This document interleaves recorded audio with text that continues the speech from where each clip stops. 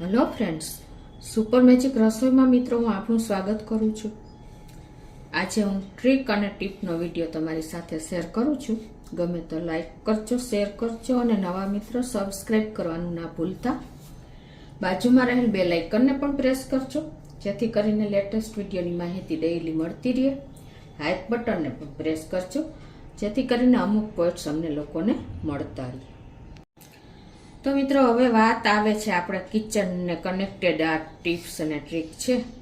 તો આપણે જો કાંદા, લસણ કે બટેટા લાવીએ છીએ ને તો થોડા ટાઈમમાં જ બગડી જાય છે। એનું કારણ એ છે કે આપણે એવી જગ્યાએ રાખીએ છીએ ને કે જ્યાં હવાની આવર જવર નથી થતી અને ઉપર લાઇટ આવે છે, એટલે કે સનલાઇટ આવતી હોય ને સૂર્યપ્રકાશ, તો પણ તમારી વસ્તુ બગડી જાય છે। અને એકદમ તમને વૈજ્ઞાનિક રીતે કઈ રીતે આ સ્ટોર કરવા ઓછામાં ઓછા બટેટા ને કાંદા ને 6 મહિના સુધી તમારા બગડે નહીં ને, એના માટે તમારે શું કરવું ને, અને લસણ પણ એ વિડીયો તમારી સાથે શેર કરું છું। તો મિત્રો મોટે ભાગે આપણે વસ્તુ લસણ અને કાંદા કે આપણે બટેટા બગડવાનું કારણ એમાં એ છે કે એમાં જે મોઇશ્ચર હોય છે ને એને હવા નથી મળતી, એટલે અંદર ને અંદર એ સડે છે। કુદરતી હવા મળવી જોઈએ, ઠંડક મળવી જોઈએ। ઘરમાં એવી જગ્યાએ રાખવું કે જ્યાં ઠંડી હવા આવતી હોય, સનલાઇટ ન આવતી હોય, અંધારું હોય, એવી જગ્યાએ તમારે આ વસ્તુ રાખવી જોઈએ। અને કાંદા બગડવાનું કારણ એ છે કે કાંદા તમે જો એમને રાખી દો છો ને તો એમાંથી પાણી છૂટે છે અને એકદમ ખરાબ વાસ આવે છે અને એને કારણે ફંગસ પણ લાગી જાય છે અને કાંદા તમારા સેફ નથી રહેતા, એટલે કે થોડા ટાઈમમાં જ બગડી જાય છે। પણ તમે કાંદા લ્યો ને ત્યારે હંમેશા આવી એકદમ સૂકી પત્તીના કાંદા લેવાના અને આ ડંઠલ એની સુકાઈ ગયેલી હોવી જોઈએ અને ઉપરની આ જે ડંઠલ હોય ને એ પણ એકદમ આવી સુકાઈ ગયેલી હોય ને એવા કાંદા તમારે લેવાના છે। કેમ કે જો આ લીલી ડંઠલ હશે અને આ પણ લીલી ભાગ હશે ને તો તમારા કાંદા અંદરથી મોઇશ્ચર છૂટું પડશે અને જલ્દી ઉગી જશે અને બગડી જશે। તો કાંદાને સ્ટોર કરવા માટે તમારે છે ને કોઈ દિવસ જમીન ઉપર આ રીતે નહીં રાખવાના। ઘણા લોકો સ્ટોક બંધ કાંદા લઈ આવે છે 20 કિલો 25 કિલો અને એને જમીન ઉપર આ રીતે પાથરી દે છે। એ બિલકુલ ખોટી રીત છે મિત્રો। આ રીતે ક્યારેય તમારે જમીન ઉપર કે આપણે પ્લાસ્ટિકની બોરીમાં ભરીએ છીએ ઘણી વખત, આવી રીતે આપણે જબલામાં જ રાખી દઈએ છીએ, એટલે કે પ્લાસ્ટિકની બોરીમાં રાખી દઈએ છીએ। પ્લાસ્ટિક એ કાંદા માટે મોત સમાન છે। કોઈ દિવસ તમારે આવી રીતે પ્લાસ્ટિકની બોરીમાં કાંદા રાખવાના નથી મિત્રો, ખાસ નોટ કરજો કે નથી જમીન ઉપર રાખવાના। એને હંમેશા તમારે કાંદા રાખવા હોય ને તો અંધારી જગ્યાએ, હવાની આવજા થતી હોય એવી જગ્યાએ, અને આવી રીતે વાંસની ટોપલી હોય હોલવાળી એવી જગ્યાએ રાખવાના છે। તમે વાંસની કે લોખંડની કે સ્ટીલની ટોપલી હશે ને અને આવી રીતે રેન્ક ઉપર ઊંચી જગ્યાએ તમે રાખશો ને તો એમાં નીચેથી હવા મળતી રહેશે અને ઉપરથી પણ ઠંડી હવા મળતી રહેશે, તો પણ તમારા કાંદામાં ક્યારેય ફંગસ નહીં આવે, ક્યારેય અંદરથી પાણી છૂટું પડીને સડશે નહીં અને 6 મહિના સુધી તમારા કાંદા આવા આવા રહેશે। નાની નાની બાબત તમે ધ્યાન રાખશો ને તો પણ તમારા કાંદા એકદમ સેફ રહેશે। આવી તમારે પ્લાસ્ટિકની નેટ હોય ને તો પણ તમારે એમાં કાંદા નહીં રાખવાના, પણ જો આવી સ્ટીલની રેન્ક કે વાંસની કે આપણે વુડન હોય ને તો એમાં તમારે આવી રીતે કાંદા રાખી હશો ને તો નીચેથી પણ હવા મળશે અને ઉપરથી પણ હવા મળશે। એટલે આવી રીતે તમારે ખાસ નાની નાની બાબત ધ્યાન રાખવાની છે। એટલે આમાં ખાસ શું પોઈન્ટ ધ્યાન રાખવાના કે કાંદા લેવા જાઓ ત્યારે પીળી પત્તીના કાંદા લેવાના, અને એટલે કે જમીનમાંથી નીકળ્યા પછી આને સૂકવેલા હોય છે ઠંડી જગ્યાએ, એટલે એને ઉપરનું ડંઠલ નીચેની ડંઠલ સુકાઈ ગયેલી હોવી જોઈએ, પીળી પત્તી હોવી જોઈએ, આવી રીતે એના પત્તા છૂટા પડી ગયેલા હોવા જોઈએ। છૂટા પડતા હોય ને તો જ કાંદો લાંબો સમય સુધી રહેશે। જો એકદમ લીલો કાંદો હશે ને આવો તો એ બગડી જશે, ઉગી જશે અને એમાંથી પાણી છૂટું પડીને અને એ સડવા લાગશે અને એકદમ ગંદી વાસ આવશે અને ફંગસ પણ અહીંથી લાગી જશે। જો તમારે આ સુકાણું નહીં હોય ને ડંઠલ તો અહીંથી ફંગસ થાય છે, કાળા કલરની, અને આખો કાંદો કાળો થઈ જાય છે, જે આપણા હેલ્થ માટે બહુ ખરાબ છે। એટલે હંમેશા તમારે કાંદા સ્ટોક કરતા હોય ને તો એક તો જમીન ઉપર નહીં રાખવાના, બીજું તમારે પ્લાસ્ટિકની બોરીમાં નહીં રાખવાના, ત્રીજું તમારે પ્લાસ્ટિકનું કન્ટેનર હોય ને તો એમાં પણ નહીં રાખવાના, પણ તમારા આવી વાંસની ટોપલી કે સ્ટીલની ટોપલી હોય ને એમાં રાખવાના, જ્યાં હવા આવજા ઠંડી થતી હોય, અંધારું જગ્યા હોય ત્યાં રાખવાના. જો ભેજ હવાનું પરફેક્ટ નહીં હોય ને, મળતી નહીં હોય ને, તો પણ તમારા કાંદામાં મોઇસ્ચર છૂટું પડીને અને બગડી જશે.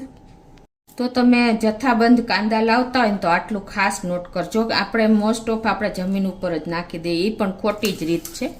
એટલે હંમેશા તમારે નાની નાની બાબત ધ્યાન રાખવાની. એ જ રીતે ઇમ્પોર્ટન્ટ આપણે શાકનો રાજા એટલે કે બટેટા તો આપણે કાયમી ઉપયોગમાં લેતા જોઈએ છીએ.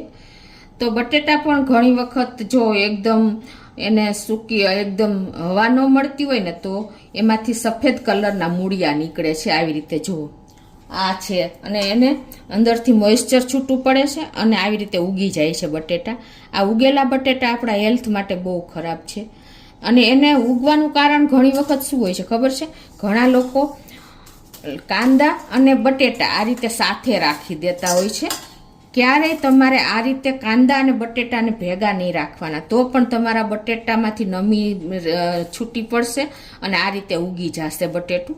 એટલે હંમેશા કાંદા અને બટેટાને અલગ જ રાખવાના. વાસણ હોય કે ટોપલી હોય, આ રીતે તમારે અલગ રાખી દેવાના છે. અને ઘણી વખત જો આપણે ઉપરથી એકદમ ધૂપ એટલે કે તડકો સીધી સૂર્યનો પ્રકાશ મેળ્યો હોય ને તો લીલા કલરના બટેટા જોવા મળે છે. એ પણ હેલ્થ માટે બહુ જ ખરાબ છે. એ ક્યારેય એનો ઉપયોગ ન કરવો જોઈએ અને માર્કેટમાંથી પણ ન લેવા જોઈએ. હંમેશા બટેટા તમારે આવી રીતે એકદમ ડ્રાય હોય એવા લેવાના. અને બટેટાને 6 મહિના સુધી તમારે સ્ટોર કરવા હોય ને તો એના માટે તમારે શું કરવાનું કે આવી રીતે તમારે સ્ટીલની કન્ટેનર રાખવાનું. ક્યારેય તમારે સીધું સૂર્યનો પ્રકાશ પડતો હોય, હવા ન આવતી હોય એવી જગ્યાએ જો તમે રાખશો ને તો બટેટામાંથી એક સફેદ રંગના આવી રીતે તમને મેં કીધું એ રીતે આવી રીતે ઉગી જાય છે. અને કાંદા બટેટાની સાથે રાખીને તો કાંદામાંથી ઇથેલિન નામનો ગેસ નીકળે છે, એને હિસાબે પણ આપણા બટેટા આવી રીતે ઉગી જાય છે.